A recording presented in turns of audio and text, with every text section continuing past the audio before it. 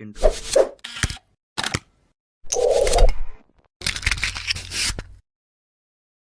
Aman, baru Rasulullah dipersilakan untuk masuk. Ini etika murid kepada guru, ini adab santri kepada kiai, ini tata krama anak buah kepada komandan. Artinya mengutamakan gurunya, memprioritaskan komandannya. Berarti dadeknya mentengke kiai ini. Contoh ziarah Wali Songo, rombongan pakai bis, ya mesti masuk digeledekan. Terus di rest area, di tempat peristirahatan, antri ke toilet. Ini murid yang benar, santri yang bagus, anak buah yang baik. Ini izin komandan, saya periksa dulu kondisi WC, mana yang paling pesing, mana yang paling nyaman. Nah, komandannya dipilihkan yang itu, disuruh masuk duluan. Kalau masih kotor, dibersihkan dulu. Kadang-kadang wong-wong orang nang WC kiai ini malah dikon ngantri, disalipin, ditinggali bisa. Kalau orang disiram, ya santri kurang ajar tuh sini. Coba kayak Abu Bakar Siddiq, izin ya Rasulullah, saya bersihkan dulu gua, saya tutup lubang-lubang yang berbahaya. Begitu ready, begitu siap, Rasulullah dipersilakan masuk. Nah, ketika beristirahat di dalam gua, Rasulullah saking capeknya, beliau tertidur di paha Abu Bakar Siddiq sebagai bantal. Turu, sare, bantalan kufune Sayyidina Abu Bakar Siddiq. Sungguh sangat beruntung dan mulia sahabat yang pahanya pernah dipakai bantal kepala Rasulullah waktu tidur, dan itu cuma 2 orang sahabat. Satu Sayyidina Ali karramallahu wajhah, itu pernah pahanya dipakai bantal kepala Rasulullah waktu tertidur. Waktu itu habis sholat asar, dalam perjalanan Rasulullah sudah sholat asar, tapi Sayyidina Ali belum sholat asar. Di bawah pohon istirahat, Rasulullah tertidur berbantalkan paha Sayyidina Ali. Matahari terus beranjak, hampir terbenam, waktu asar hampir habis. Itu aja Sayyidina Ali gak berani membangunkan Rasulullah yang lagi istirahat. Ini loh murid yang benar, anak buah yang benar. Coba kalau sampean dan tangi dan aku turun sholat dan malah kadang-kadang kaki ditarik seret, dari kepalanya komandan sejudak. Begitu Rasulullah bangun, kaget beliau, loh ini udah hampir maghrib, matahari udah hampir terbenam. Ali, bukankah kamu belum sholat asar? Belum ya Rasulullah. Kok aku gak dibangunin? Gak berani, karena penjenengan lagi nyaman-nyamannya istirahat. Subhanallah. Rasulullah langsung berdoa, ya Allah, Ali adalah hambamu yang sangat mencintai kekasihmu ini. Demi menjaga aku yang lagi istirahat, belum sholat asar, padahal matahari udah hampir terbenam, waktu asar hampir habis. Ya Allah, aku mohon kepadamu, undur matahari agar Ali bisa menjalankan sholat asar. Beri kesempatan kepada Ali untuk menjalankan sholat asar. Bapak Ibu para jamaah, matahari langsung atret, mundur. Oh, yang minta Rasulullah. Jadi dalam sejarah itu matahari pernah atret ternyata. 2, Sayyidina Abu Bakar Siddiq pahanya juga pernah dipakai bantal kepala Rasulullah waktu istirahat di dalam Gua Thur. Itu ketika Rasulullah tidur, ternyata ada satu lubang di dinding gua yang kelewatan, gak ditutup sama Abu Bakar Siddiq. Kelewatan, gak ditutup itu lubang. Bapak Ibu para jamaah, dari lubang yang kelewatan gak ditutup ini ada kepala ular yang beruntuk-untuk. Beruntuk-untuk itu berbetunduk. Bisa menengok, gak usah protes. Saya ngomong itu udah saya pikir. Orang ngomong itu ngeliat-ngeliat yang diomongin siapa. Orang ceramah itu lihat audiennya. Kalau audiennya jamaahnya menengah ke atas, praktisi, akademisi, kalangan akademis ya kita pakai bahasa intelek, bahasa kekinian mereka paham. Itu kalangan akademis. Dan ini rata-rata kan kalangan jemburis. Jadi ada kepala ular yang beruntuk-untuk. Melihat itu Abu Bakar Siddiq bingung, waduh ini gimana kalau sampai ular ini kok nyakot dia gitu, mau gerak, takut Rasulullah terbangun. Ngomong sampean mesti bengok mesti. Ulo. Ini enggak refleks, langsung lubang ditutup pakai tangan Abu Bakar Siddiq. Dan namanya ular kepengen keluar, dalamnya ditutupi, langsung ular itu menyatek. Cetek menengok. Emak baik ceramah apa kok sampean? Langsung cetek. Sakit, bengkak, membiru, karena itu bisa ular udah menjalar ke tangan Abu Bakar Siddiq. Sakit, mesti nyokot ulone gak wedi, soalnya ulo Arab. Ulo Arab, gede. Ulo Jepang ya cuy, ungkil-ungkil. Itu ulo Arab ini. Gitu. Abu Bakar Siddiq itu nggak kok kaya sampean kon waduh, sama sekali nggak gerak dan nggak teriak, takut Rasulullah yang lagi tidur terganggu. Beliau Abu Bakar Siddiq tetap mengempet. Namanya mungkin kok umek ini. Namanya orang ngempet, gemetar, menggigil, pucat pasi, keringat dingin bercucuran. Ada keringat Abu Bakar Siddiq yang netes ke wajah Rasulullah, terbangunlah Rasulullah. Dipandang wajah sahabat setianya itu pucat pasi. Wajahmu kok pucat, kenapa? Enggak. Ya karena sambil ngempet, gak ngaku. Kamu sakit ya? Enggak. Kamu takut? Enggak. Kamu berat meninggalkan Mekah? Enggak. Ngempet, gak berani ngomong. Akhirnya Rasulullah duduk, begitu dilihat tangan Abu Bakar Siddiq bengkak, loh, ya tanganmu kok abuh? Baru matur, coba dulu. Dipegang itu tangan sama Rasulullah, tangan Abu Bakar Siddiq dipegang sama Rasulullah, terus diidoni, ini prakteknya itu gini.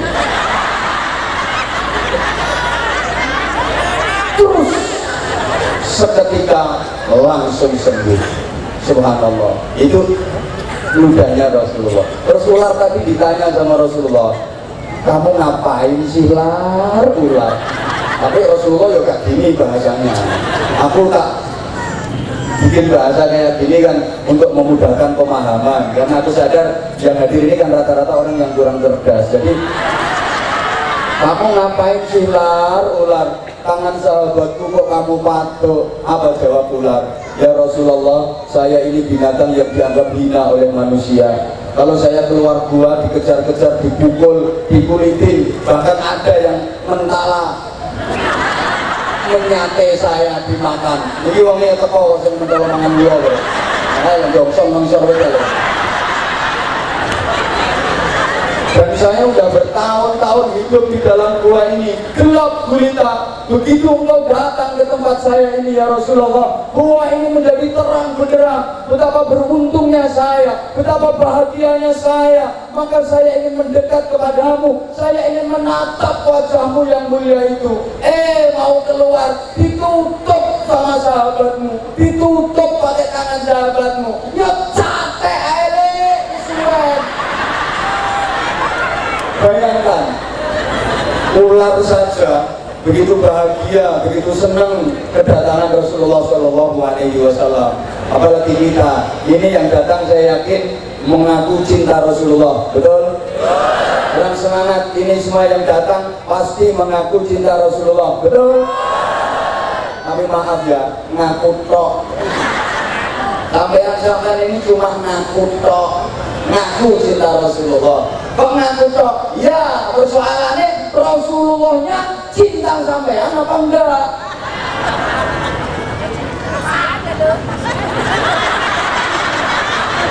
Coba bengok buanter. Sampean ngaku cinta Rasulullah. Oke, maka saya bilang ngaku tok, cuma ngaku. Kenapa? Nah, persoalannya Rasulullahnya cinta sampean apa enggak? Sepurane ya, lek potong kamu saya model ini berat untuk mendapatkan cinta Rasulullah. Lagi ini semua yang datang ngaku sebagai umat Rasulullah, betul? ngaku tok. Sampeyan ngaku dadi umat Rasulullah.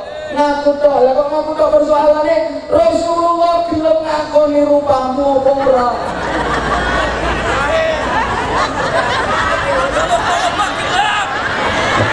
Halo. Kanjeng Nabi lo gelem ngakoni apa ora? Padha karo ngene lho, Bro. Ini semua yang datang adalah bangsa Indonesia, betul? Terus semangat. Ini semua yang datang adalah warga negara Republik Indonesia, betul? Pasti tahu, pasti ngerti, pasti kenal Presiden Republik Indonesia saat ini, betul? Siapa namanya? Insinyur Haji Joko Widodo. Sampean kenal Pak Presiden, sampean kenal Pak Jokowi. Lah persoalannya Pak Jokowi kenal rupamu ora?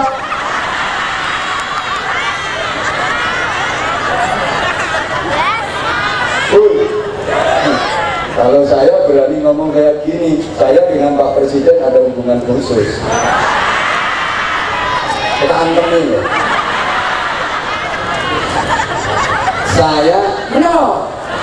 Saya dengan Pak Presiden ini tasik pernah rakyatnya. Tapi Allahumma sholli ala Muhammad.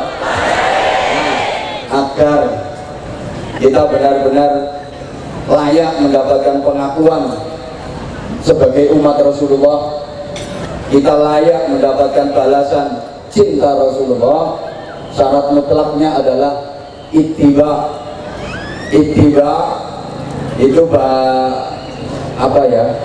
mengikuti dan menjalani sunnah-sunnah Rasulullah. Kalau bahasa Inggrisnya the intel.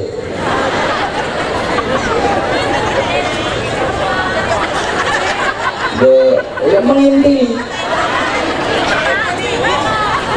Tadi di awal saya sampaikan seluruh aktivitas hidup kita upayakan berdasarkan apa yang telah dicontohkan dan diteladani, diberikan teladan oleh Rasulullah SAW.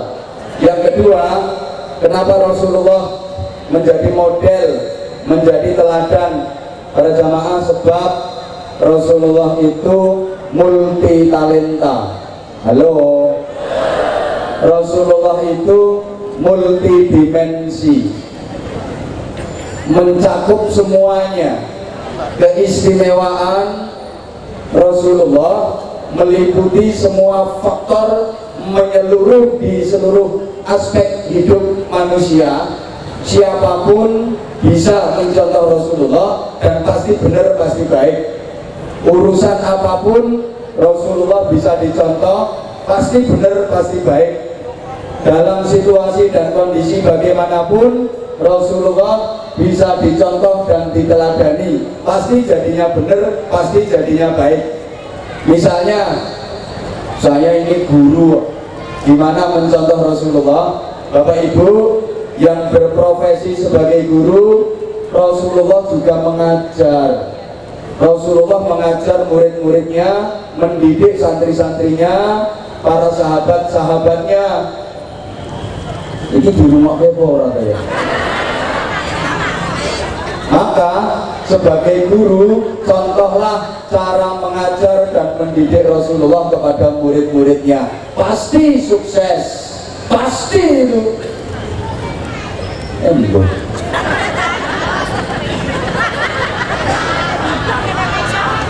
Ini juga yang dibawa oleh para wali ke Nusantara, diteruskan oleh para kiai sampai hari ini. Kalau sering damel perbandingan, kiai-kiai sepuh biyen niku rata-rata sukses mendidik murid-muridnya, mengantarkan santri-santrinya jadi orang hebat, jadi orang besar. Padahal kiai-kiai sepuh itu nggak ada yang punya gelar macam-macam, titel akademis nggak ada kiai-kiai sepuh itu. Nah sekarang uang ini titelnya renteng-renteng. Kadang-kadang uang siji titelnya sampai itu. Tapi kenapa? Kok apa ae kok? Wis Prof DRIR. Maruto Klopo Noto Boto Limo. Mangku Rondo Udo tanpa Busono. Indonesia SHMH, terus macam-macam ditelbu tekan BH barang ngono. Tapi kok susah ya mengantarkan murid-muridnya untuk sukses, untuk hebat.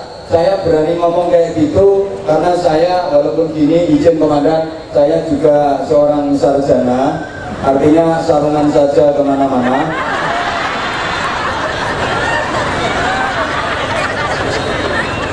Sekarang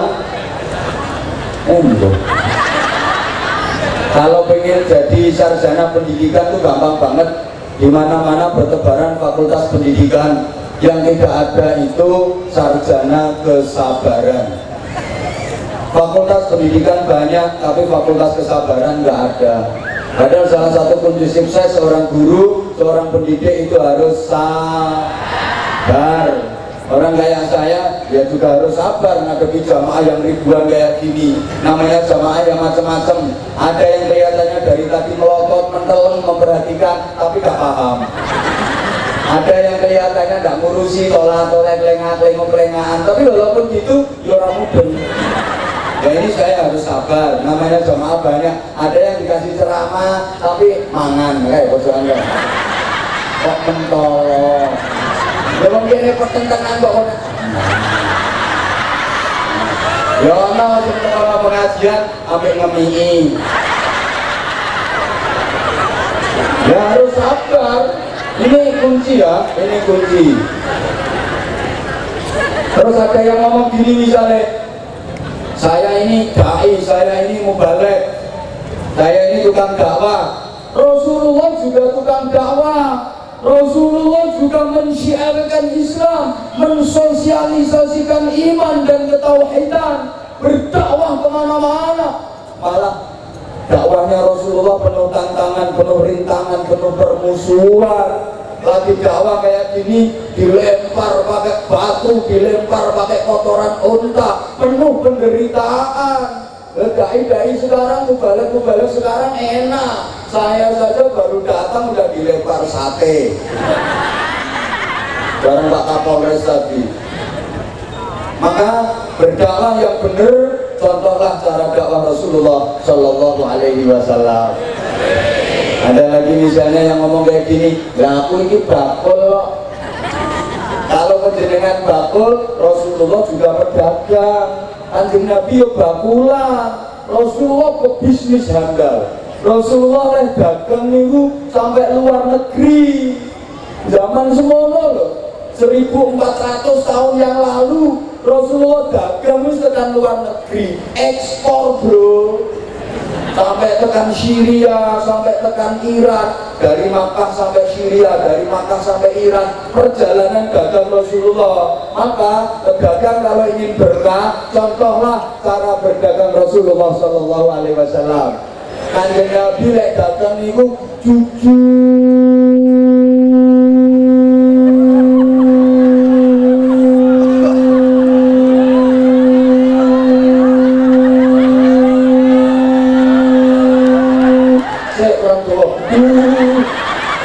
Gak tahu ngapusi, gak pernah bohong. Kanjeng Nabi dagang gak tahu ngurangi timbangan, gak tahu ngentek meteran. Kulaan semene ya dikandakno semene, kulaan sakmono ya diomongno sakmono. Beda karo wong akan dinyangin nesu-nesu. Pinten Bu? 50.000 Dek. 3.000 Bu nggih. 30.000 ayu menyangan. Iki lho kulaane lho gak entuk 40. Iki juga batu yo positif. Padahal kulaane 20. Nah, terus ana sing ngomong ini misalnya, nah, saya tentara, saya polisi. Yang jadi tentara, jadi polisi. Rasulullah juga pimpin tentara di medan perang. Rasulullah adalah jenderal.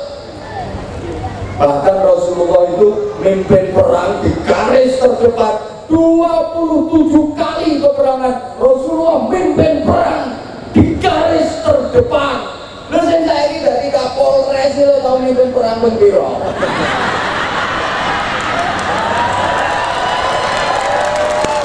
Moro-moro kowe pangkat ajung komisaris besar polisi. Enake. Tahu melu perang bendera. Kanjeng Nabi ping 17 di garis terdepan. Setono bendera. moro-moro AKBP.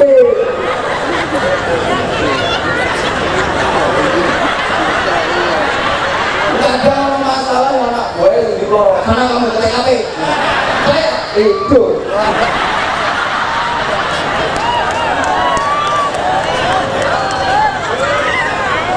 Saya berani ngomongnya sak leteng. Bahkan aku lebih senior. Macam-macam karo aku nggak mutasi no Papua. Perlu turunkan pangkat. Allahumma sholli ala Muhammad. Ada lagi yang ngomong gini, saya pejabat. Kalau sampean pejabat, Rasulullah juga pejabat, bukan? Mekikir kabeh. Rasulullah kepala negara, Rasulullah yang presiden, malah pemimpin dunia akhirat. Maka pejabat yang baik, contohlah bagaimana Rasulullah sebagai pejabat.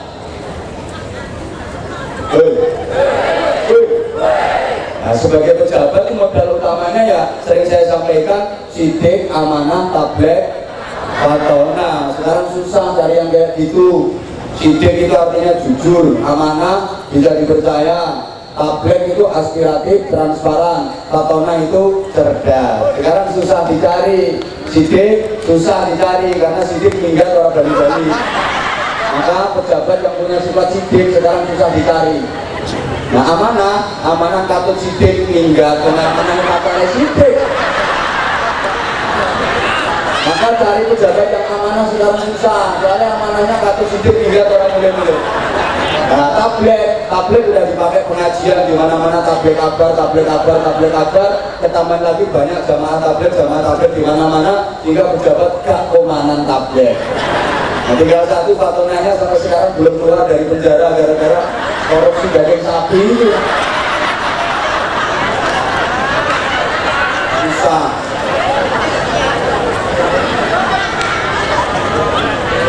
Ketua dewannya pulang.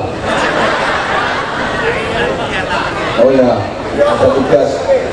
Ya, terima kasih para ketua dewan dan anggota dewan yang hadir. Saya sering sampaikan matur suwun para anggota dewan perwakilan rakyat yang sudah betul-betul mewakili rakyat.